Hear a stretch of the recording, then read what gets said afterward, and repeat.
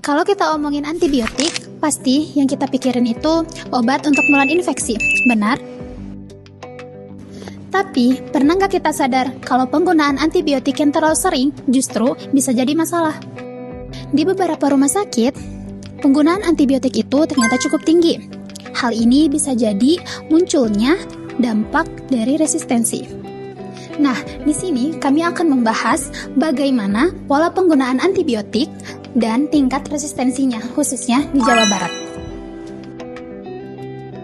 Dari data yang kami analisis, terlihat bahwa penggunaan antibiotik di rumah sakit cukup tinggi, bahkan mencapai sekitar 1000 kali penggunaan.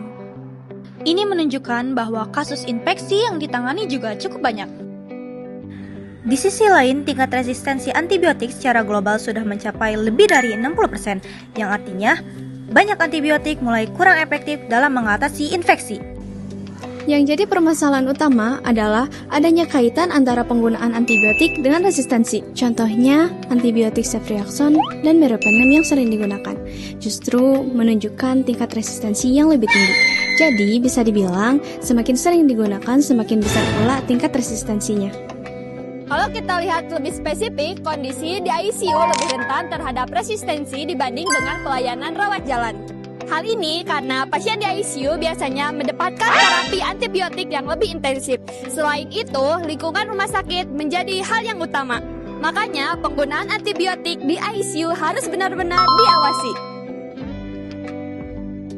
Dari sisi penggunaan, tingkat kepatuhan antibiotik berada di kisaran 70-90%. Itu artinya, masih ada penggunaan antibiotik yang belum memenuhi aturan yang seharusnya. Selain itu, kelompok usia dewasa menjadi pengguna antibiotik yang paling rentan, sehingga kelompok ini punya peran besar dalam pola resistensi yang terjadi.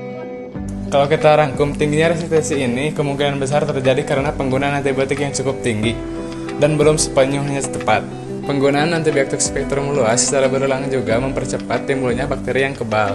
Belum lagi kalau ada kesalahan dalam dosis atau durasi penggunaan itu bisa makin memperparah keadaan. Lingkungan ICU juga ikut mempercepat proses ini karena banyaknya kasus infeksi berat. Dari hasil ini ada beberapa hal yang bisa kita lakukan. Pertama, menguatkan program pengawasan antibiotik di rumah sakit. Kedua, meningkatkan kepatuhan tenaga kesehatan dalam penggunaan antibiotik yang tepat. Dan yang ketiga, meningkatkan pengawasan penggunaan antibiotik supaya tidak berlebihan. Selain itu, penggunaan antibiotik tertentu juga perlu dikontrol supaya tidak berlebihan. Dan yang gak kalah penting yaitu melakukan edukasi kepada masyarakat supaya tidak menggunakan antibiotik dengan sembarangan. Harapannya dengan langkah-langkah ini kita bisa menekan angka resistensi ke depannya. Terima kasih.